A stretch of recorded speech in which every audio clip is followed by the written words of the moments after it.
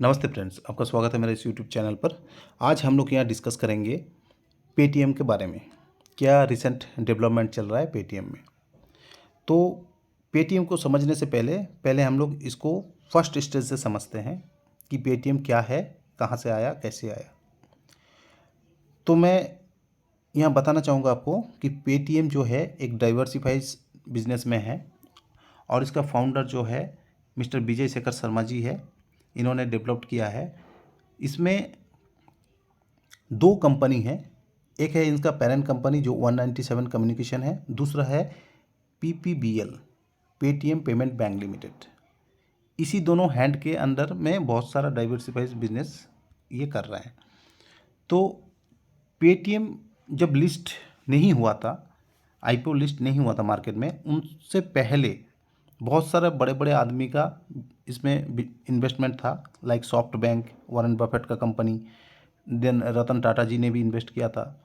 तो जैसे मार्केट में ये लिस्ट होता है, बहुत हायर वैल्यूएशन इसको लिस्ट किया जाता है, बहुत हाइप मिलता है कि बढ़िया फिनटेक कंपनी है, ये है वो है करके, ये बहुत ओवर वैल्यूएशन में लिस्ट होता है। और देन लिस्टिंग का बाद ये कंटिन्यू गिर रहा है और अभी न्यूज़ आ रहा है कि फरवरी 29 का बाद ये ऑपरेशन सारे बंद हो जाएगा, है ना। और इसी न्यूज़ का चलते कंटिन्यू 3 दिन से ये गिर रहा है। पहला 2 दिन 20% अप डाउन सर्किट लगाया है और आज 10% डाउन सर्किट। 3 दिन में 50% बिजनेस ख़त्म। तो इस केस में हम लोग को इसको कैसे देखना चाहिए, तो मैं यहाँ बताना चाहूँगा कि पेटीएम का जो रेस्ट्रिक्शन RBI ने डाला है वो डाला है PPBL Paytm payment bank limited का बिजनेस में डाला हुआ है रेस्ट्रिक्शन। 197 कम्युनिकेशन में कोई प्रॉब्लम नहीं है।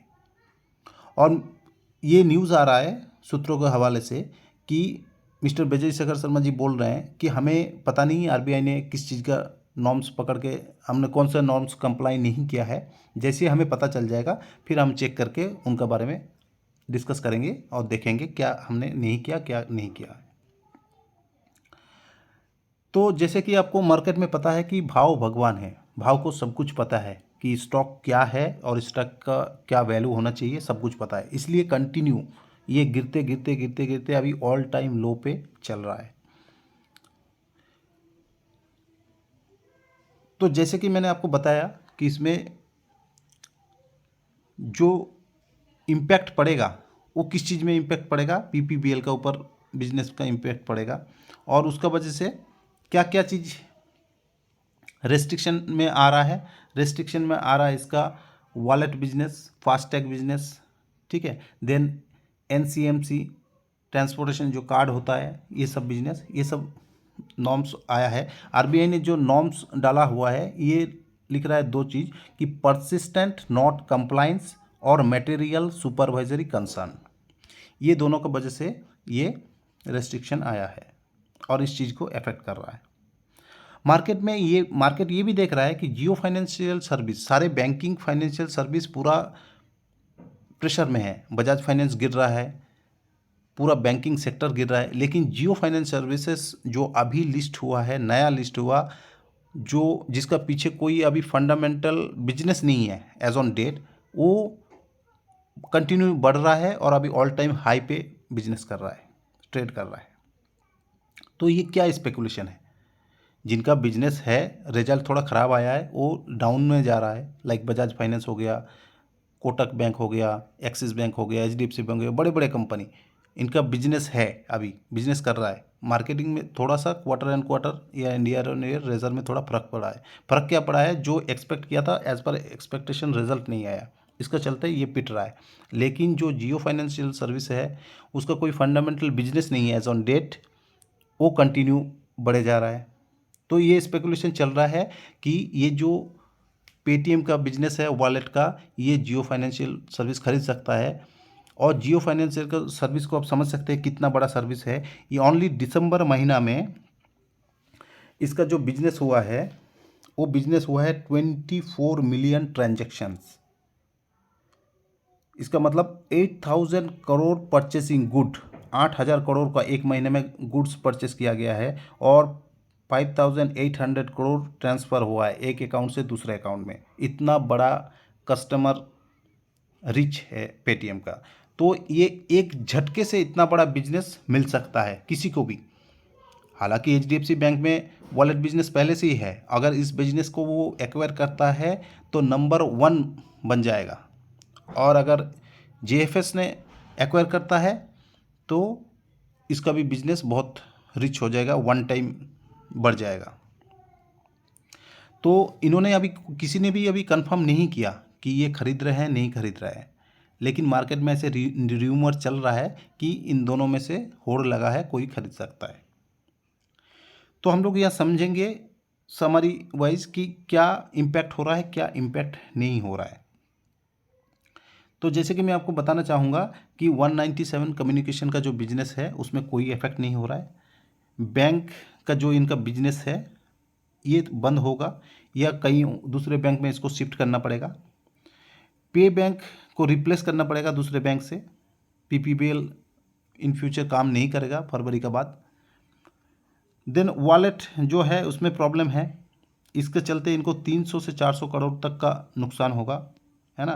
ट्रस्ट फैक्टर जो है वो हिल गया है पूरा। क्या करना चाहिए क्या नहीं करना चाहिए पब्लिक को समझ में नहीं आ रहा है। पब्लिक में तो ये न्यूज़ चल रहा है कि पूरा पेटीएम ही बंद हो रहा है, सब घबराया हुआ है। तो ये सब नुकसान हो रहा है। अच्छा, जो चलेगा एज ऑन, उसमें दिक्कत नहीं है, वो है merchant service. Merchant service as it is चलता रहेगा, इसमें कोई प्रॉब्लम नहीं है। पेमेंट गेटवे जो है इसमें भी कोई प्रॉब्लम नहीं होगा, ये भी चलता रहेगा। इनका लेंडिंग बिजनेस ये भी दूसरे जगह शिफ्ट होकर चलता रहेगा, कोई दिक्कत नहीं होगा। यूपीआई भी दूसरा बैंक के साथ ट्रांसफ़र कर लेंगे तो यूपीआई भी चलता रहेगा। इनका जो कार्ड बिजनेस है, क्रेडिट कार्ड, डेबिट कार्ड, ये भी चलता रहेगा। और जो फाइनेंशियल सर्विसेज है, फिनटेक, ये भी चलता रहेगा। तो सूत्रों के हवाले से जैसे मैंने बताया कि एचडीएफसी बैंक और जेएफएस ये दोनों लगे हैं, लेकिन और एक सूत्र जो है वो बताते हैं कि नवंबर में, ये सब होने से पहले ही, पिछले साल नवंबर से ही एचडीएफसी बैंक का साथ इसका वॉलेट बिजनेस का डील चल रहा था और ये डील फाइनल अभी तक हो जाता, लेकिन जो वैल्यूएशन या जो उसका डिमांड, डील का वैल्यूएशन है, वो वैल्यूएशन नहीं हो पा रहा है ठीक से, इस वजह से ये रुक गया है। तो ये टाइम विल टेल कि क्या सही है क्या न्यूज़ है। जैसे ये मार्केट में आएगा तब सब कुछ क्लियर होगा। आज का डेट में हम लोग कुछ स्पेकुलेशन करके इसमें कुछ नहीं कर सकते हैं। जैसे मैंने बताया 5 दिन में 42% का ऊपर डाउन है पेटीएम। देन आप देख सकते हैं ऑल टाइम 72% डाउन है ना, ऑलमोस्ट डाउन है। कोई भी बंदा अगर आईपीओ इन्वेस्ट किया होगा इस जगह पे तो आज उसका क्या हालत है, कभी एग्जिट ही नहीं मिला, है ना। आईपीओ प्राइस को कभी रीच नहीं किया। इसलिए मैं बोलता हूँ देख के इन्वेस्ट कीजिए, है ना, जिसका ट्रैक रिकॉर्ड है। ये देख सकते हैं आप जियो फाइनेंशियल सर्विसेज को, ये लाइफ टाइम हाई पे चल रहा है, ठीक है। यहाँ पे आप देख सकते हैं कि लाइफ टाइम हाई को ये अप्रोच कर रहा है। बिजनेस फंडामेंटल अभी तक कुछ नहीं है इसका, लेकिन लाइफ टाइम को डील कर रहा है। कैसे कर रहा है ये पता नहीं है ना। तो मार्केट में अभी न्यूज़ है कि एचडीएफसी बैंक भी खरीद सकता है और जियो फाइनेंशियल सर्विस भी खरीद सकता है। तो मार्केट का काम करने दीजिए। हम लोग हैं रिटेल इन्वेस्टर, हम लोग को ऐसे फॉलिंग नाइफ में इन्वेस्ट नहीं करना चाहिए, स्पेकुलेशन करना नहीं चाहिए, गैम्बलिंग नहीं करना चाहिए। अगर आप इस चीज़ चलते आप जियो फाइनेंशियल सर्विस में खरीदेंगे, वो भी ऑल टाइम हाई पे है, जैसे ये न्यूज़ बोलेगा कि नहीं खरीदेगा तो ये और नीचे आएगा, उसमें भी आपका नुकसान है। अगर आप पेटीएम खरीदते हैं कि ऑल टाइम लो पे चल रहा है, जियो खरीद लेगा, ये खरीद लेगा तो बढ़ जाएगा, तो वो भी एक स्पेकुलेशन है, उसमें भी आपका लॉस होने का चांसेस है। अपना रिस्क मैनेजमेंट करके चलिए, रिस्क टू रिवॉर्ड रेशियो देख के चलिए, स्पेकुलेशन नहीं करना है। मार्केट में बहुत सारा फंडामेंटल स्ट्रॉन्ग कंपनी है जो अभी 52 लो को अप्रोच कर रहा है, आप उन पे जा सकते हैं, उनको देख सकते हैं।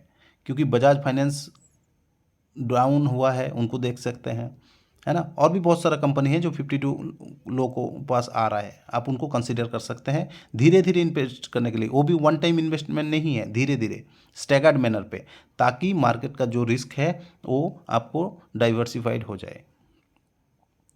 और ऐसे स्टॉक में जिसका फंडामेंटल कोई ठीक नहीं है, ऐसे स्टॉक में मैं आपको बताऊंगा कि इनसे दूर रहिए।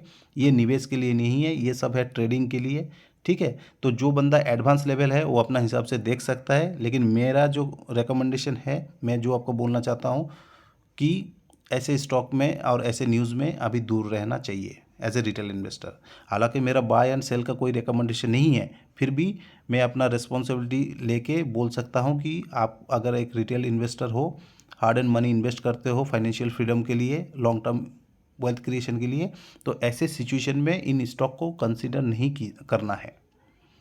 स्टॉक कंसिडर करना है जिनका प्रूवन ट्रैक रिकॉर्ड है। राहुल द्रविड़ स्टॉक में ऑलरेडी डिस्कस किया हूँ, अगर आपको जानना है तो कमेंट कर सकते हैं, मैं नीचे आपको कमेंट में बताऊंगा कि आपको क्या कंसीडर करना चाहिए स्टॉक सिलेक्शन में। तो चलिए फ्रेंड्स, यहाँ पे मैं अपना वीडियो समाप्त करता हूँ। अगर आपको ये वीडियो अच्छा लगा, इन्फॉर्मेटिव लगा, तो अपना फ्रेंड एंड फैमिली के साथ शेयर कीजिए। लॉन्ग टर्म में सबको फाइनेंशियल फ्रीडम अचीव करने में हमारा हेल्प कीजिए और अपना वेल्थ को प्रोटेक्ट कीजिए। वेल्थ को लॉस नहीं करना है, ठीक है। Okay, thank you friends, have a nice